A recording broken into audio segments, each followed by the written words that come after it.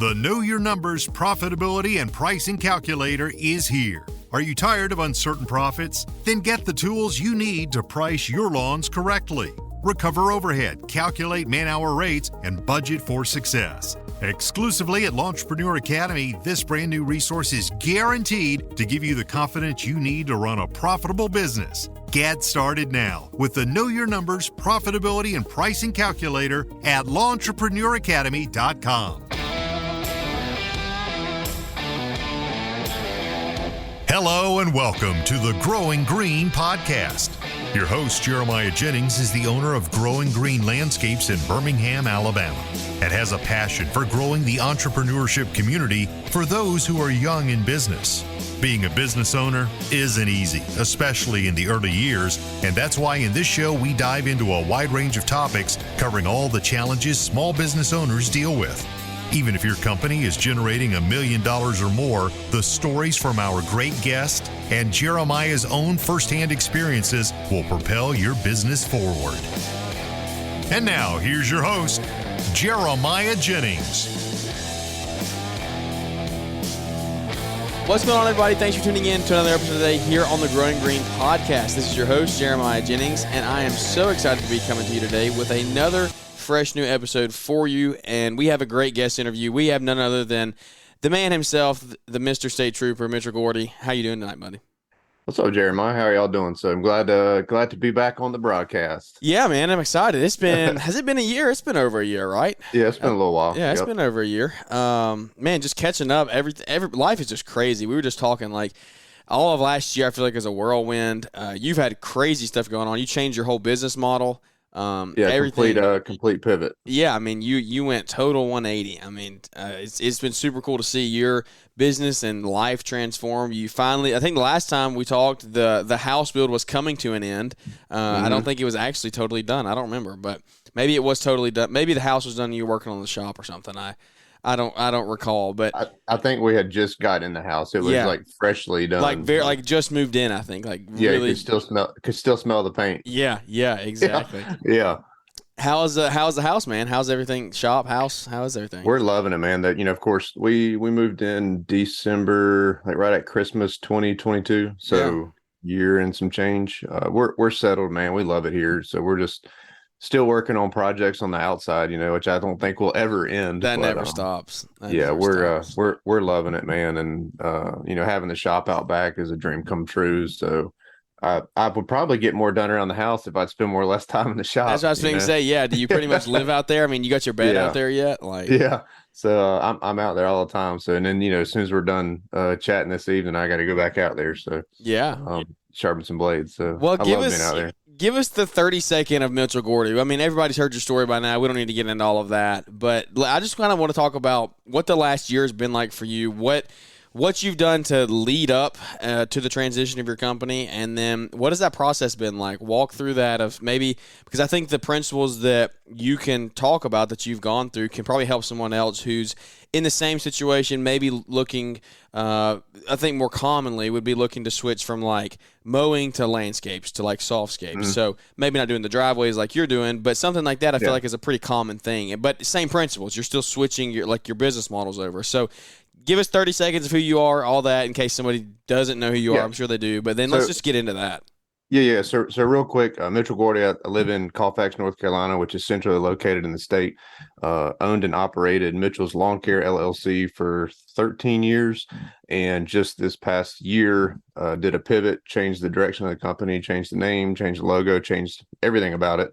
And the new name for the company is MITHGO Outdoor Services. We can get into the name of that and all, what it is and all that stuff. But did a pivot and offering some new services and not doing some services, but still within the green industry, doing dirt work and working outside. That's awesome. So I don't know. That might have been 22 seconds. That's good. Yeah, you got it. You got it in there. Just 29 and a half maybe. But no, that's awesome, man. Well, let's just, like I said, let's hop into it. I want to hear about the whole transition. What even started this? Was it you just sick and tired of cutting grass? Is it you just want to change the scenery? You want to play on a tractor all day? Like, what is the actual reason behind it? So, I ran my company for 13 years and did it come full circle with it, was solo owner operator, had a full-time crew for 4 years, and then come back to being solo owner operator. But like you said at the beginning, I'm a state trooper. I've been a law enforcement officer for 17 years. So also doing that and running my company at the same time.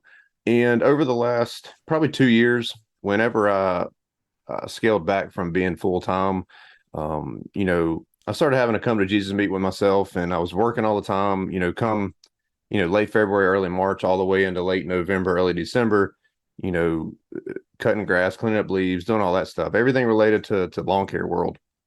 And I just didn't have much free time, and I've been doing that for 13 years, burning the candle at both ends.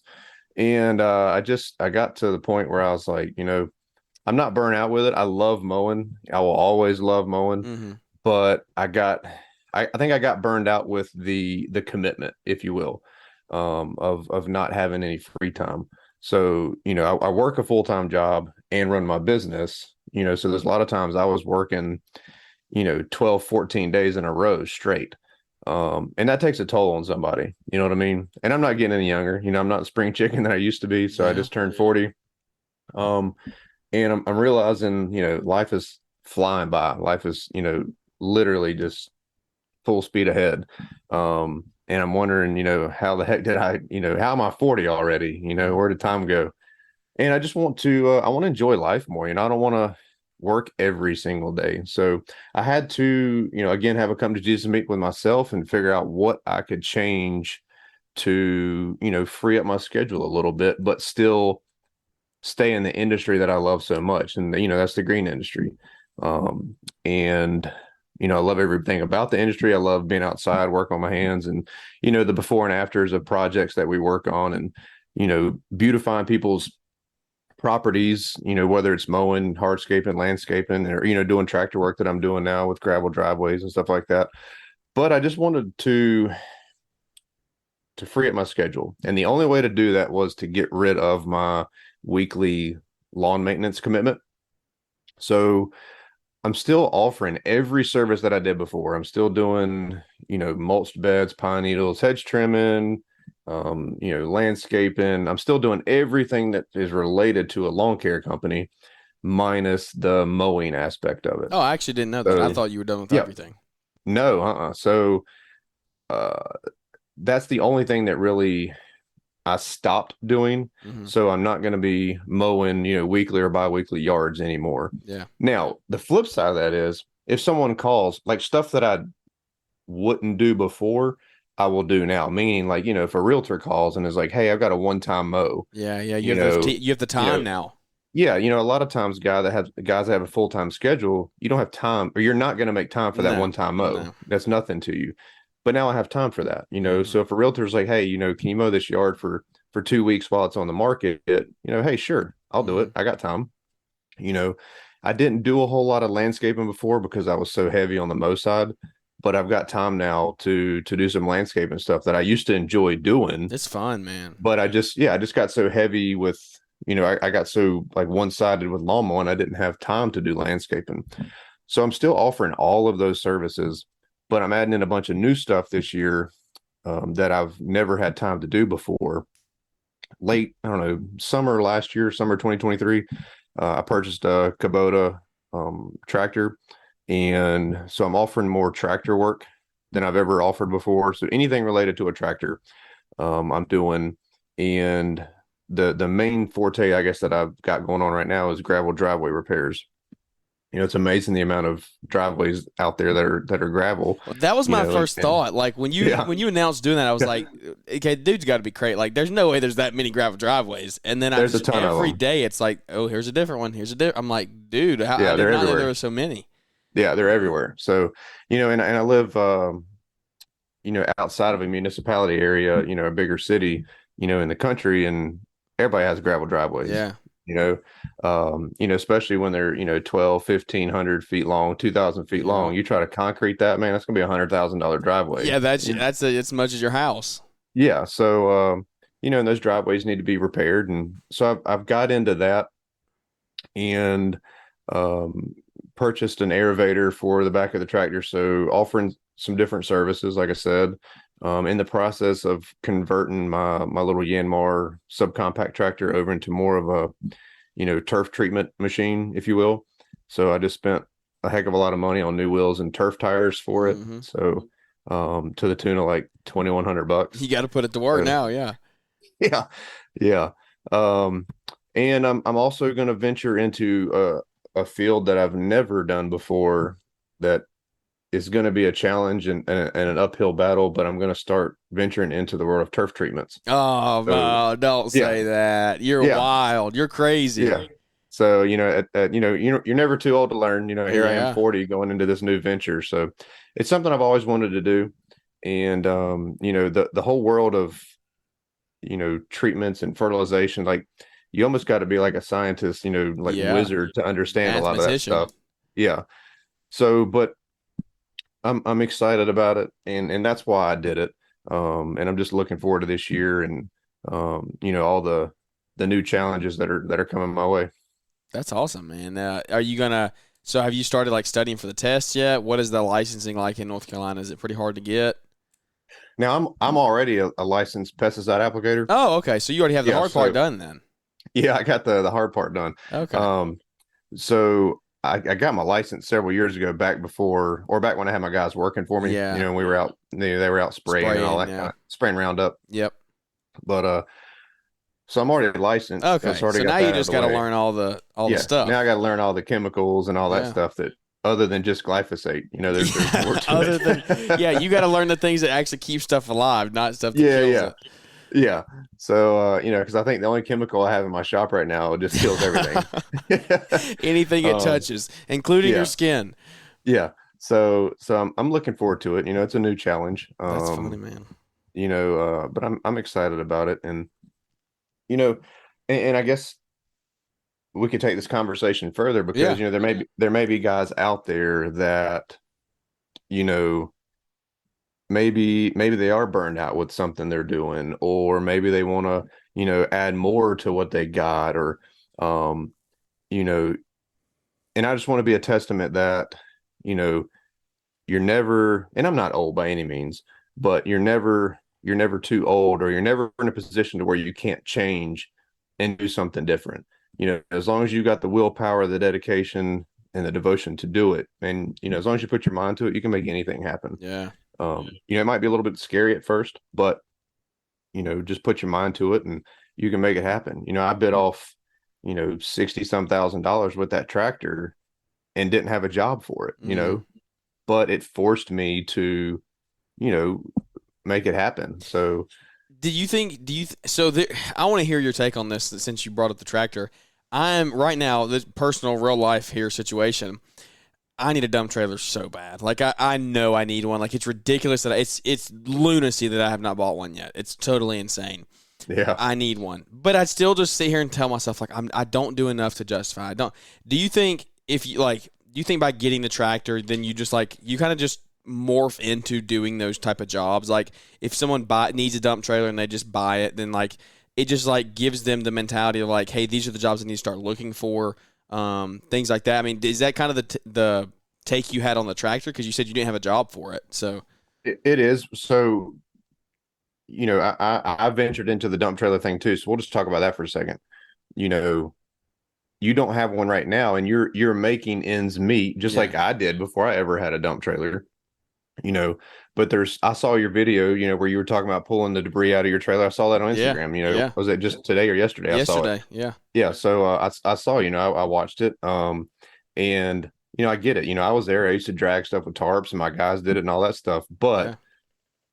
if you get a dump trailer and the first time you use it and you see how easy it makes Oh, life, it'll change life. you're I know it. yeah, you're gonna say, why the heck didn't I do this sooner? Yeah, And it's just like anything, man. It's like going from a small mower to a bigger mower. mm, It just, every time you make that commitment to a new piece of equipment, a bigger piece of equipment or whatever, it just opens another door to an avenue you can go down. You know mm-hmm. what I'm saying? So you may not use that dump trailer every single week. Like I don't. There's no secret that my company, I'm part-time. Yeah, So my dump trailer probably hasn't moved in 3 weeks.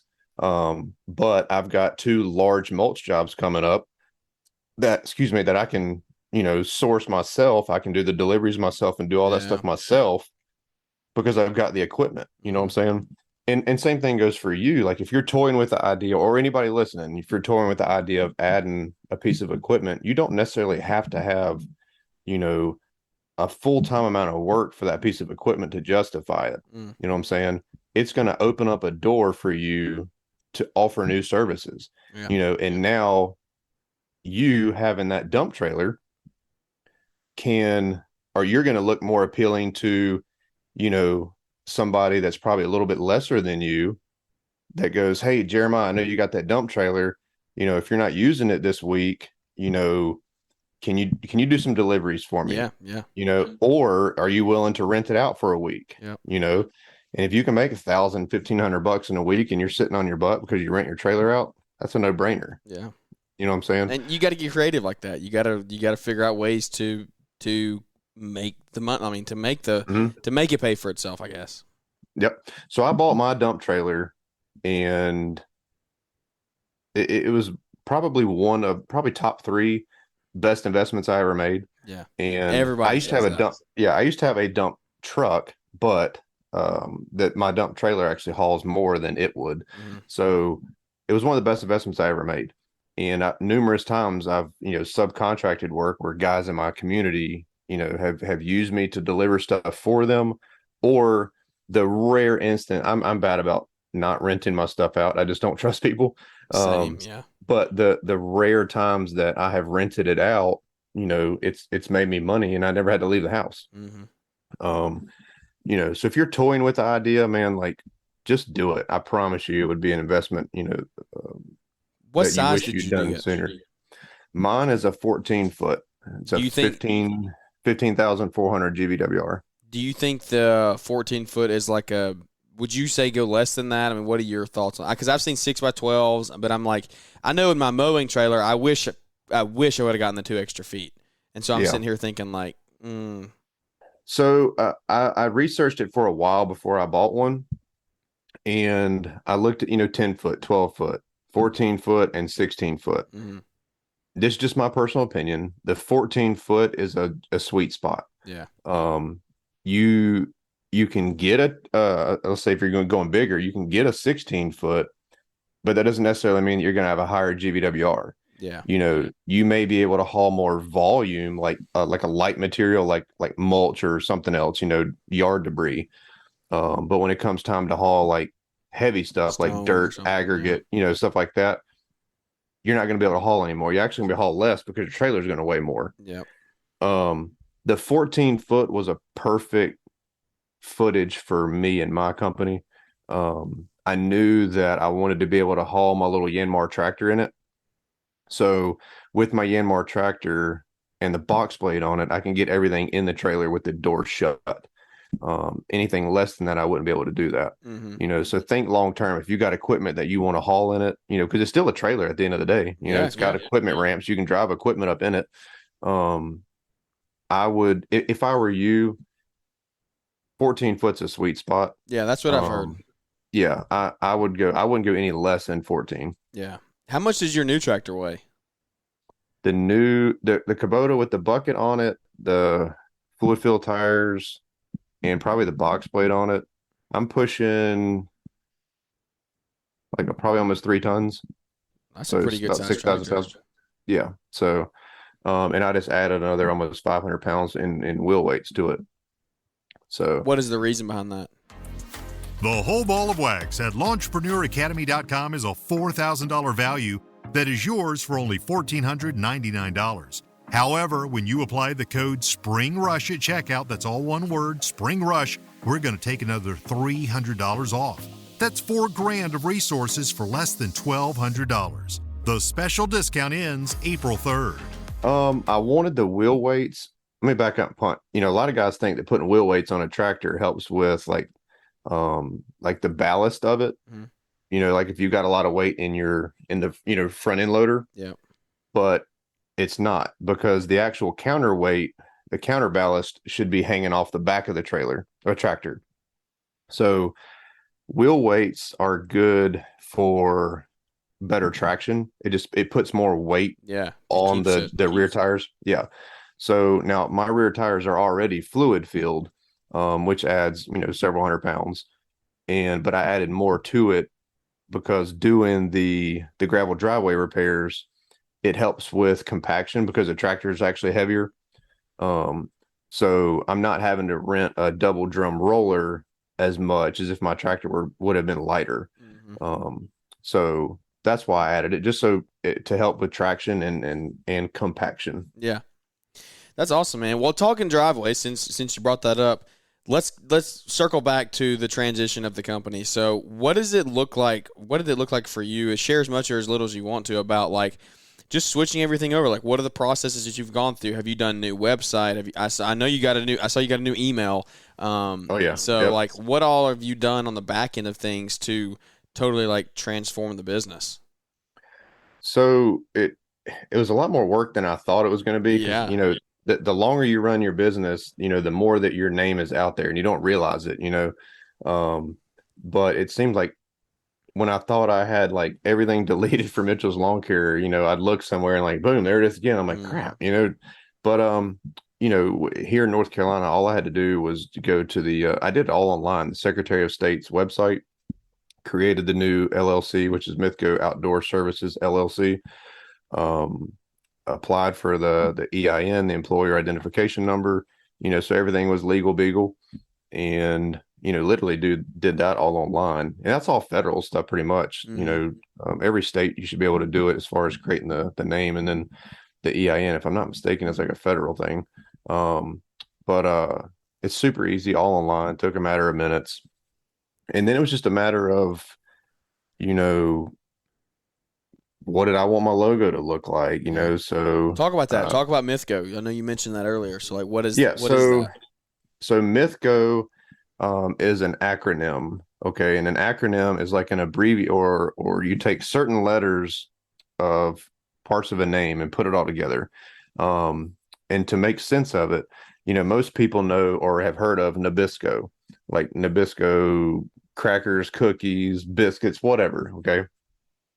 Nabisco, you grow up as a young kid here in Nabisco, but a lot of people have no idea that it actually stands for National Biscuit Company. So Nabisco is an acronym, and MITHGO is no different. So my full name is Mitchell Thomas Gordy. The first two letters of my full name, MITHGO, makes up MITHGO. So the name is my name. And then my new logo, I wanted everything to be about me. So if you've seen my new logo, it says MITHGO Outdoor Services. The main is orange. My favorite color is orange. And then there's black and silver on there, which is a nod to the patrol car for the highway patrols, black and silver, that I've done for so long. And then the state of North Carolina, obviously where I'm from. So like literally everything about the logo is me, my name, my state, my favorite color, and literally both of my careers. People ask you, why did you get a moto over a John Deere? You just, well, it's orange. I like orange better. It's orange. I didn't even go look at John Deere. Yeah, you didn't even go look at anything else. Yeah, it was never a question. Yeah. So no, and I'm not one of those guys, like, I don't have any brand tattooed on me. They don't pay me to say anything. Yeah. And let's face it, they all make good tractors. New Holland, used to be Ford. They all make good tractors. Yep. Everybody does something a little bit different. And I went with the tractor just like I go with mowers. And it's dealer support. So I've got two really good Kubota dealerships near me, and just picked the dealership that I wanted to work with, and then that there was all history after that. Yeah, you can't beat that.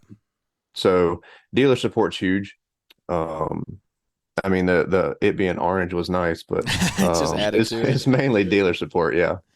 So talking about acronyms, I actually heard today, I just found out that I actually heard of a new acronym. So, Nike, Adidas, all those brands. Adidas is actually an acronym.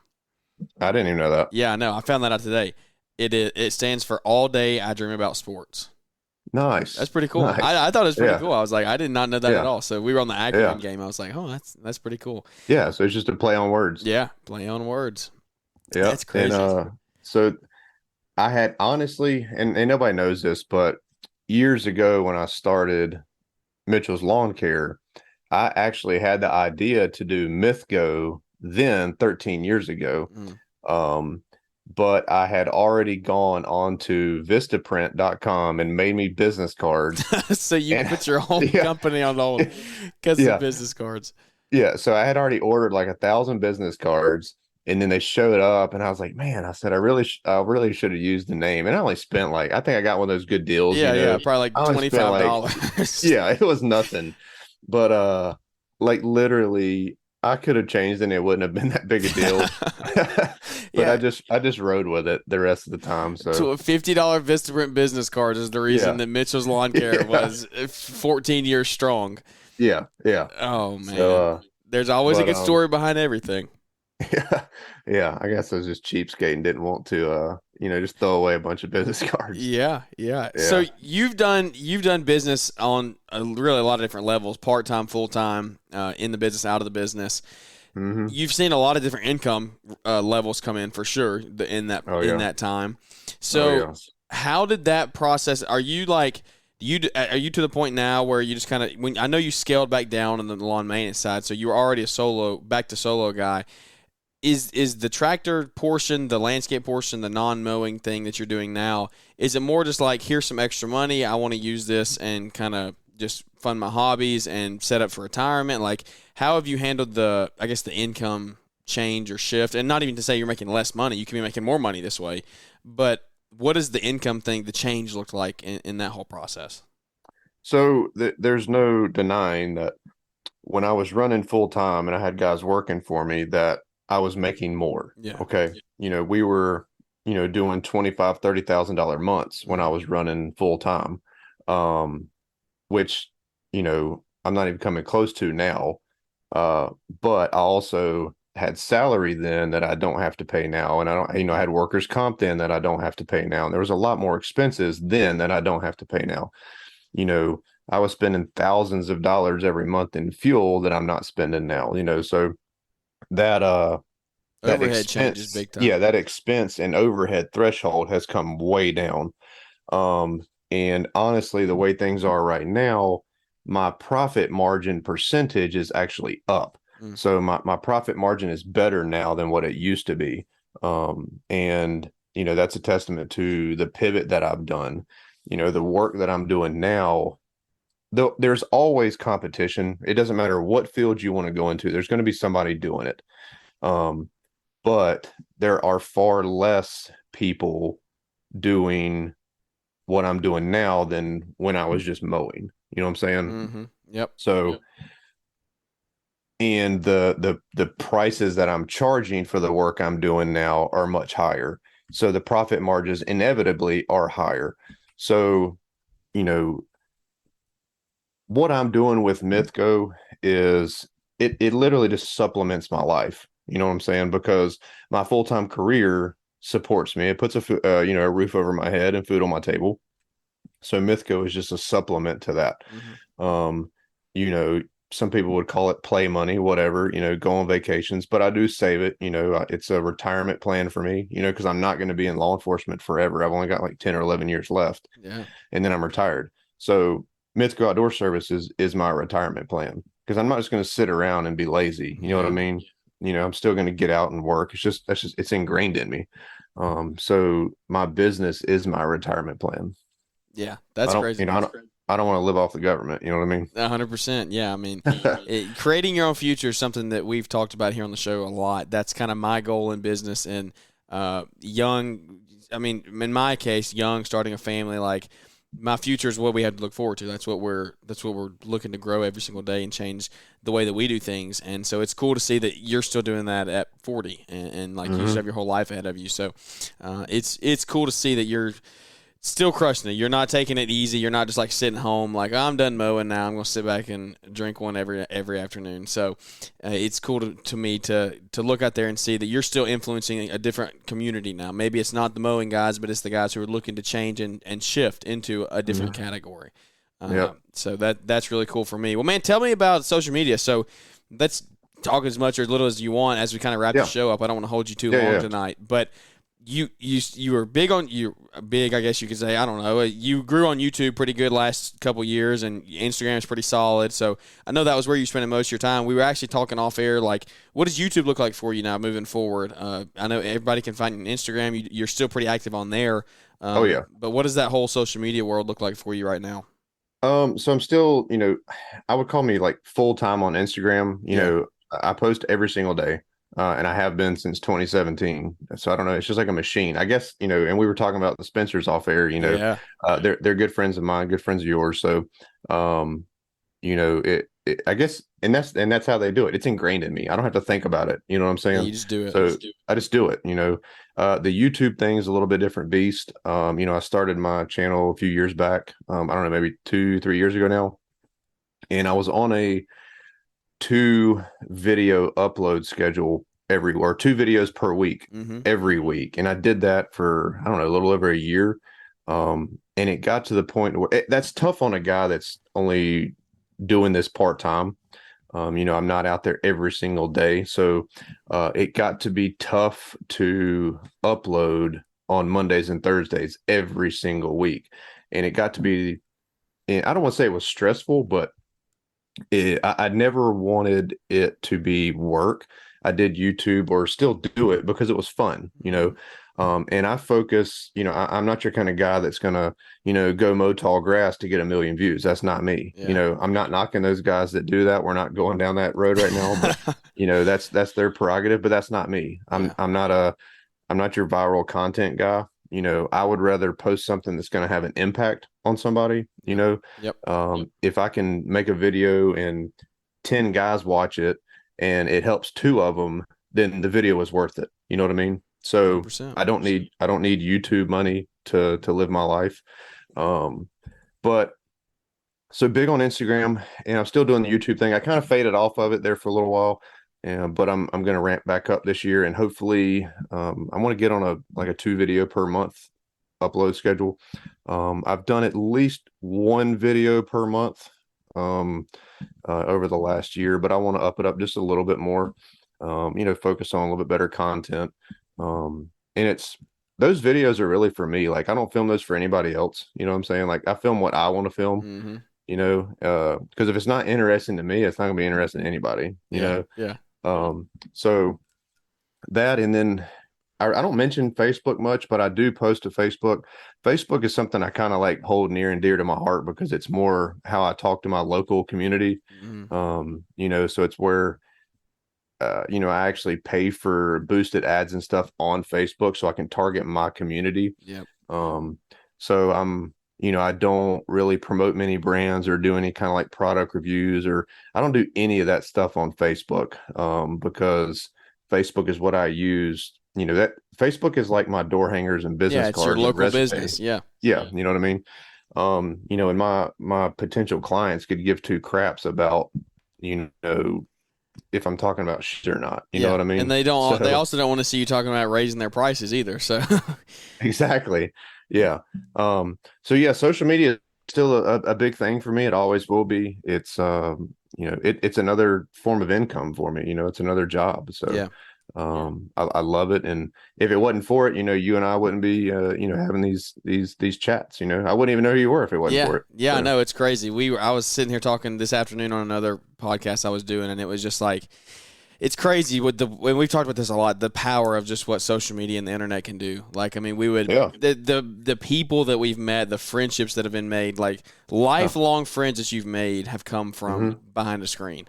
And it's just crazy. I mean, Spencer's up in Ohio, like, you would never, ever think of meeting them if it wasn't for stuff like this. So yeah, like, getting to meet you and everybody. It's the whole the whole community is awesome, man. Everybody's everybody's just great to talk to hang out with, and at the end of the day, like, it's, if you forget about the numbers, like, forget about how many followers you got. It don't matter if you got 100, 10,000 or 100,000.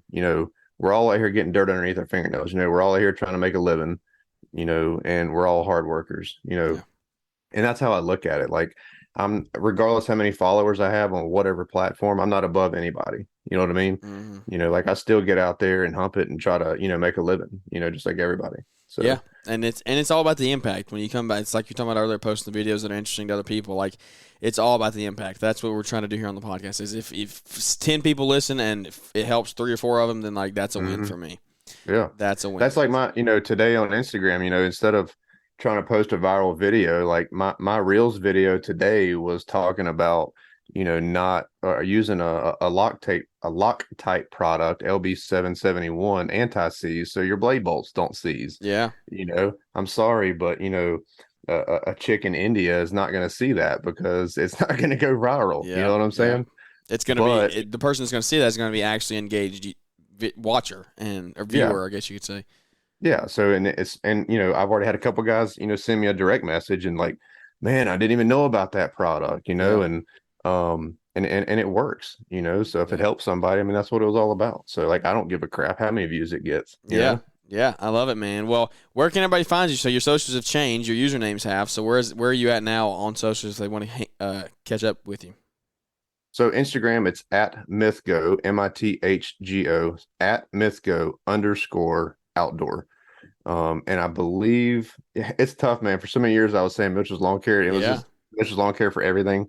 So it's at MITHGO_outdoor for Instagram. I believe it's the same thing for YouTube. But the easiest thing to do is just find me on Instagram, and then all the links are there. Just click on it, and you can find everything else via Instagram with the link in bio. Yeah, fantastic, man. Well, I appreciate your time tonight. I know it took you away from blade sharpening, but lets you get back out there and get in the shop. Get back out there and do that. Yeah, man. So, hey, Jeremiah, it's always a pleasure chatting with you. So anytime you want me on the show, I know I'm a pain in the butt to get a hold of, man. I think this has been 2 months in the process. But it was the first time you and I chatted too. So I'm terrible. And it's okay. When I want you on in 2025, I'll make sure and reach out next January. My schedule's garbage. Yeah, so it's all good, buddy. I really appreciate you carving it out and hanging out with us tonight. Yeah, anytime, man. Yes, sir. Thank you. Well, guys, thanks for listening in today. I hope it brought some value to you. If you enjoyed the show, leave us a big 5-star rating and review. Those really continue to help us out there and boost us so we can continue to go the community one relationship at a time. Thanks for Mitchell coming on today, and we look forward to catching up with everybody here on the next episode. Thanks for tuning in to the Growing Green podcast. It is an honor to have you listening, and we hope you receive valuable advice to help take your business to the next level. Don't forget to follow the podcast so you'll be notified when our next episode drops.